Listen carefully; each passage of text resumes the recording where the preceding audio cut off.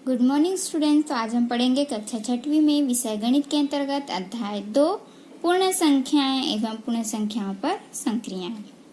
इसके पिछले वीडियो में हमने प्रश्नावली 2.1 के प्रश्नों को हल किया था और उसके बाद हमने अभ्यास के प्रश्न हल किया था, जिसमें हमने पूर्ण संख्याओं पर जो नियम थे, साहचर्य नियम, संवरक नियम, क्रम विनिमय नियम, इस तरह के 3 नियम हमने पढ़े हुए थे और उनसे ही संबंधित हमने अभ्यास के प्रश्न को हल किया था।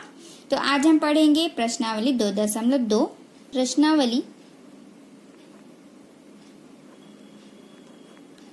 2.2 के क्वेश्चन को आज हम सॉल्व करने जा रहे हैं। प्रश्नावली 2.2 में आपका पहला क्वेश्चन इस तरह से दिया हुआ है। उसमें दिया है आपका मौखिक प्रश्न। मौखिक यानी कि आपको कुछ सॉल्व नहीं करना है। इसमें पहला क्वेश्चन दिया है कि बिना गुणा कीजिए, बिना गुणा करे या योग किए इसे हल करना है। ठीक है, तो आपका हमने अभ्यास के प्रश्नों में हल किया था कि यदि 17 गुणा 23 391 है तो 23 गुणा 17 भी 391 ही होगा, क्योंकि ये क्रम विनिमय नियम होता है ना। पहला पद दूसरे पद में जा रहा है, दूसरा पद पहले में आ रहा है, तो उसका जो आंसर है वो सेम आएगा। यदि आप 2 से 3 को गुणा करो तो भी 6 आएगा और 3 को 2 से गुणा करोगे तो भी 6 आएगा। उसी तरह योग करोगे, 2 और 3 को जोड़ोगे तो भी 5 आएगा और 3 और 2 को जोड़ोगे तो भी 5 आएगा। तो इस तरह से आपका पहला क्वेश्चन दिया हुआ है, आप इसे आसानी से हल कर सकते हैं। आपका जो राइट साइड में क्वेश्चन दिया है उसको आपको हल करके लिखना है। लेफ्ट साइड आपका जो आंसर दिया है वही आंसर आपका लेफ्ट साइड में आएगा। ठीक है, उसी तरह सेकेंड नंबर का क्वेश्चन दिया है, निम्नलिखित सवालों को ऐसे क्रम में लिखकर योगफल ज्ञात कीजिए जिससे योग की संक्रिया जो है वो आसान हो जाए। आपको योग तो करना है, जोड़ना तो है, लेकिन संक्रिया जो है आसान पड़े आपको जोड़ने में, ऐसा आपको हल करना है। तो चलिए यहाँ पर हम एक क्वेश्चन को सॉल्व करके देखते हैं कि आप किस प्रकार से संक्रिया को आसान बना सकते हैं। तो यहाँ पर मैं प्रश्न नंबर 2 को हल कर रही हूँ। इसमें मैं यहाँ पर सबसे आखिरी क्वेश्चन, जो आपको सबसे बड़ी अंक दिखाई दे रही होगी, उसे ही हम सबसे पहले हल करेंगे। 3 2 9 5 8 इस तरह से है, प्लस 5 0 0 0 प्लस 1 2 0 4 2। इस तरह से आपको बड़ी बड़ी संख्याएं दिख रही है, इसको आपको जोड़ना है। तो देखिए, कोई भी 0 0 वाली संख्या हो, चाहे 1000 हो, 2000 हो, 3000, मान लो मैं बोलूंगी आपको कि 2000 और 3000 को जोड़ो तो आप फट से बोलोगे 5000 है, या मैं बोलूंगी 2000 और 2000 और 3600 को जोड़ो तो आप फट से बता दोगे कि 5600 होगा। तो इस तरह से जो 0 0 वाली संख्या है उसे आप आसानी से जोड़ पाते हैं, है ना। तो हम शुरुआत कहाँ से करेंगे, जो हमको कठिन लगता है। ठीक है, सबसे पहले हम कठिन वाली संख्या को जोड़ेंगे और लास्ट में हम यदि सरल वाली संख्या को जोड़े तो हमारे लिए जोड़ना आसान हो जाएगा, है ना। तो आपको भी यही ध्यान रखना है कि आपको जो बड़ी संख्या दिख रही है उसे आप पहले हल कीजिए, पहले जोड़ लीजिए और बाद में छोटी संख्या को जोड़ लीजिए, है ना। तो इस तरह से आपका क्या होगा, जोड़ना आसान हो जाएगा। तो इसमें आपको यही करना है कि आपको जो बड़ी संख्या दिख रही है उनको आपको पहले जोड़ना है और फिर छोटी संख्या को जोड़ना है। तो यहाँ पर हमारा बड़ी संख्या ये दोनों संख्या है, ठीक है, इसको हमको पहले जोड़ना है, उसके बाद हम इसको जोड़े तो ये हमारे लिए आसान पड़ेगा। ठीक है, तो हम इसी तरह हल करेंगे। सबसे पहले हम इन दोनों को जोड़ेंगे, 32,998 प्लस 12,042।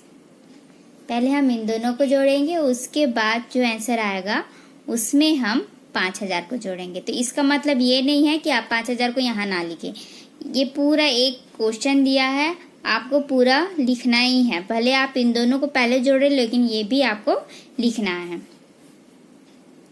आप इन दोनों को जोड़ेंगे तो चलिए जोड़ते हैं।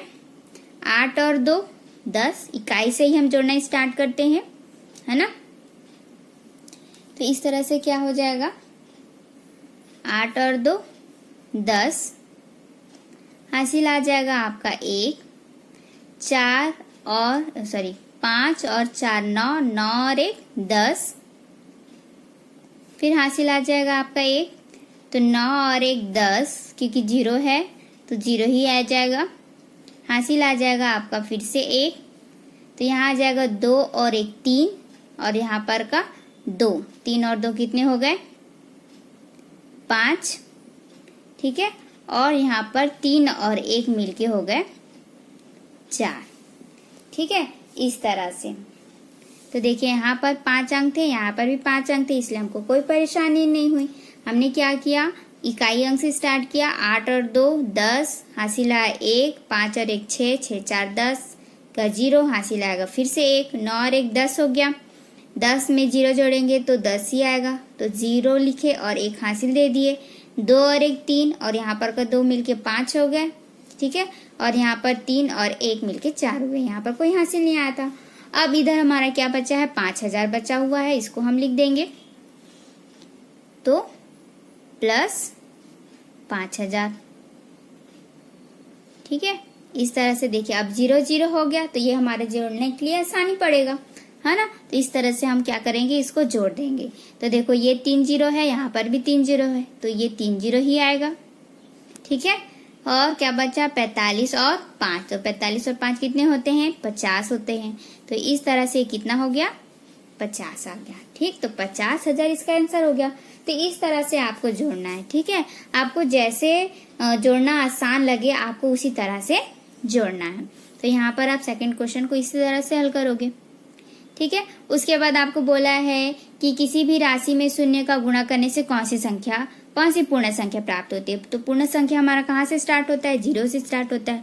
तो 0 1 2 3 4 ये सारी संख्या हमारी क्या है, पूर्ण संख्या है।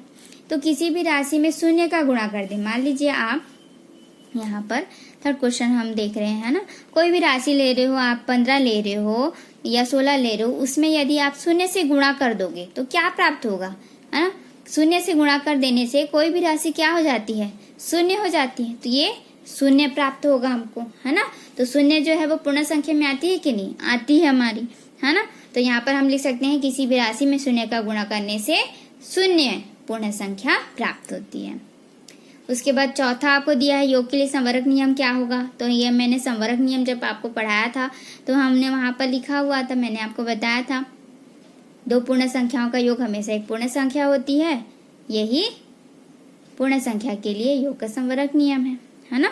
फिर उसके बाद पांचवा आपको दिया है संक्रियाओं के गुण के आधार पर निम्नलिखित खाली स्थानों की पूर्ति कीजिए।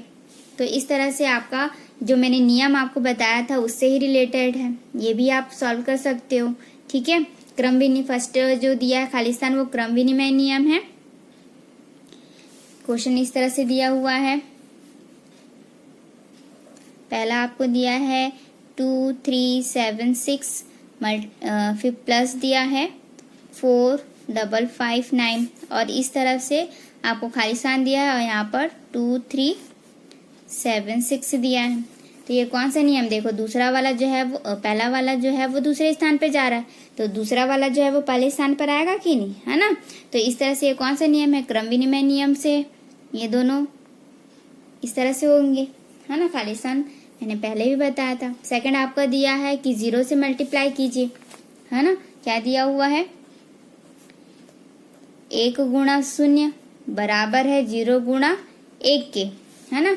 मैंने अभी बताया कि किसी भी राशि में 0 से गुणा कर देने से आंसर क्या हो जाता है, 0 हो जाता है। तो 0 से दोनों जगह गुणा हो रहा है ना। तो इसका आंसर क्या होगा पूछा है, तो इसका आंसर क्या होगा, 0 ही होगा, 0 ही आएगा, ठीक। फिर उसके बाद थर्ड नंबर का खाली स्थान क्या दिया हुआ है, आपको खाली स्थान भरना है 8 7 6 इस तरह से दिया है, और यहाँ पर 2 बॉक्स बने हुए हैं, इस बॉक्स में आपको आंसर भरना है। बीच में 3 दिया है, आपको घटाना है यहाँ पर, और यहाँ पर 6, यहाँ पर दिया है 7, और बीच में आपको आंसर भरना है, ठीक है। यानी कि आपको ऐसी संख्या यहाँ पर भरना है कि घटाने पर ये आंसर आना चाहिए। यहाँ इकाई में 7 आना चाहिए और यहाँ पर सेकंड में 6 आना चाहिए, ठीक है। तो देखिए यहाँ पर इकाई में 6 दिया हुआ है, 6 में आप कोई भी संख्या को घटाओगे तो क्या 7 आएगा, क्योंकि नहीं आ सकता, क्योंकि 6 जो है वो छोटा है 7 से, है ना। 6 जो है वो क्या है, छोटा है तो आपको यहाँ पर क्या करना पड़ेगा, 6 को 6 ना मान के उसको क्या मानना पड़ेगा, 16 मानना पड़ेगा। 16 मानोगे तभी आपका क्या होगा, वो संख्या जो है वो 7 से बड़ी होगी। नहीं तो 6 जो है वो 7 कभी नहीं ला पाएगा। ला पाएगा क्या, नहीं ला पाएगा, है ना। तो इस तरह से क्या हुआ, 16 हमने लिया। ठीक, तो 16 लोगे यहाँ पर हासिल में। यदि आप ये मान लीजिए कि ये क्या है, 16 है, तो 16 में क्या घटाओगे कि 7 आएगा, क्या घटा सकते हैं आप बताइए। 16 में यदि हम 6 घटा दें तो कितना आ जाएगा, 10 आ जाएगा। 16 में यदि हम 8 घटा दें तो 8 आएगा, है ना। 8 दूनी 16 होता है। तो 7 कब आएगा, तो 16 में हम क्या घटाएंगे, 9 घटाएंगे। 16 में यदि हम 9 घटाएंगे तभी हमारा क्या आएगा, 7 आएगा। ठीक है, तो इस तरह से यहाँ पर हमको क्या लिखना पड़ेगा, 9 लिखना होगा। 16 में यदि हम 9 घटाएंगे तभी हमारा 7 आएगा। ठीक है, इस तरह से हो गया। उसके बाद यदि हमने इसको 16 बनाया है तो ये क्या हो गया, 6 हो गया है ना। ये क्या हो गया है, 6, क्योंकि 7 जो है वो हासिल दिया 6 को। तो 6 में से अब 3 घटाने से क्या आएगा, 3 आएगा। 6 जो है वो 3 घटा सकता है ना, बड़ी संख्या है 6। तो इस तरह से यहाँ पर हम लिखेंगे, क्या लिखेंगे यहाँ पर, 6 में से 3 घटा 3। ठीक, अब यहाँ पर क्या है, 8 है। ये किसी को हासिल दिया था क्या, नहीं, ये तो यहीं से कंप्लीट हो गया। 8 से तो हमारा कोई रिलेशन हुआ ही नहीं था। तो 8 में हम क्या घटाएं कि 6 आएगा। तो 8 में हम क्या घटाएंगे, 2 घटाएंगे। 8 में 2 घटाने से 6 आएगा ना। तो इस तरह से हमारा यहाँ पर खाली स्थान आपको भरना था। ठीक, उसके बाद 6 नंबर को क्वेश्चन दिया हुआ है, ऐसी कौन सी संख्या है जिसमें उसी संख्या का भाग देने पर वही संख्या प्राप्त होती है। ठीक है, तो कितनी भी बड़ी संख्या, देखो 12 को 12 से भाग करोगे तो क्या 12 आएगा, नहीं आएगा, 1 आ जाएगा।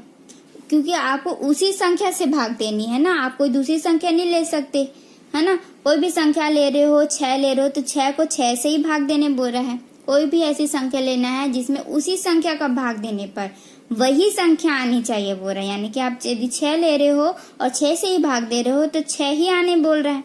तो ये ऐसा हो सकता है क्या, नहीं हो सकता, है ना। तो ऐसी कौन सी संख्या हम लेंगे कि उस संख्या से ही भाग देने पर वही संख्या प्राप्त हो। तो इसका आंसर हमारा क्या हो सकता है, 1 हो सकता है। यदि हम 1 में 1 से ही भाग दें, 1 को 1 से ही भाग दें तो हमारा आंसर 1 ही प्राप्त होता है कि नहीं। तो इस तरह से हमारा आंसर क्या हो सकता है, 1 हो सकता है। तो आप आंसर में क्या लिखोगे, ऐसी संख्या 1 है जिसमें उसी संख्या का भाग देने पर वही संख्या प्राप्त होती है।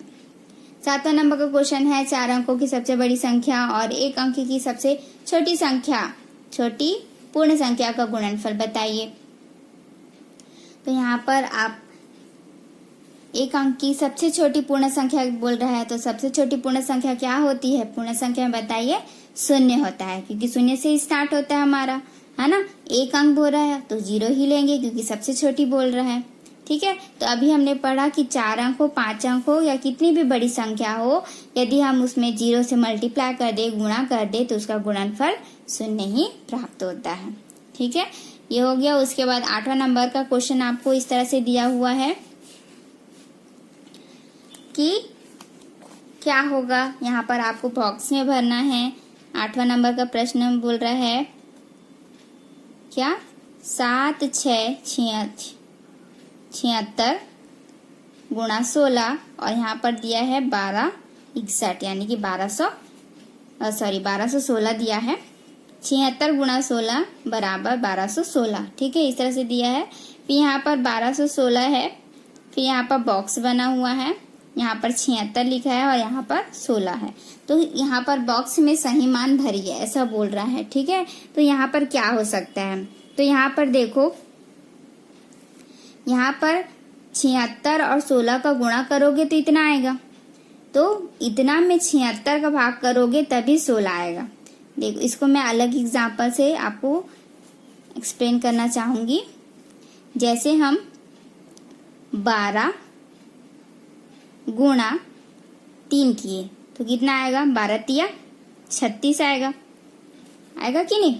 ये 76 जो है वो मान लीजिए 12 है, ये 16 जो है वो 3 है, और ये 1216 जो है वो 36 है। ठीक है, 12 गुणा 3 किए तो 36 आया, 12 तिया 36 हो गया। ठीक है, अब ये हो गया 36 हमारा, यहाँ पर खाली स्थान है, ये 12 है, और यहाँ पर क्या आएगा, यहाँ पर क्या आ जाएगा, 3 आएगा। ठीक है, इस तरह से। तो क्या होगा कि 12 एकम 12, 12 दूनी 24, 12 तिया 36। तो 12 से आप भाग करोगे 36 को, है ना, तभी कितना आएगा, 3 आएगा, है ना। 12 से ही भाग देना है आपको, 12 12 24, 12 तिया 36, क्योंकि 12 के पहाड़े में 3 बार में ही 36 आता है ना। तो यदि यहाँ पर गुणा कर दोगे तो क्या 3 आ पाएगा, नहीं आ पाएगा। यहाँ पर आपको भाग ही देना पड़ेगा तभी 3 आएगा। उसी तरह यहाँ पर हमने सेम यही किया है कि यदि 76 गुणा 16 1216 है, तो यहाँ पर 76 से यदि हम भाग करें 1216 को, तभी हमारा यहाँ पर 16 आ पाएगा। ठीक है, तो इस तरह से जो हमारा मौखिक प्रश्न यहाँ पर बोला था प्रश्नावली 2.2 में, तो इस तरह से यहाँ पर हमने इसे सॉल्व किया है। नेक्स्ट वीडियो में हम इसके लिखित प्रश्नों को भी हल करेंगे।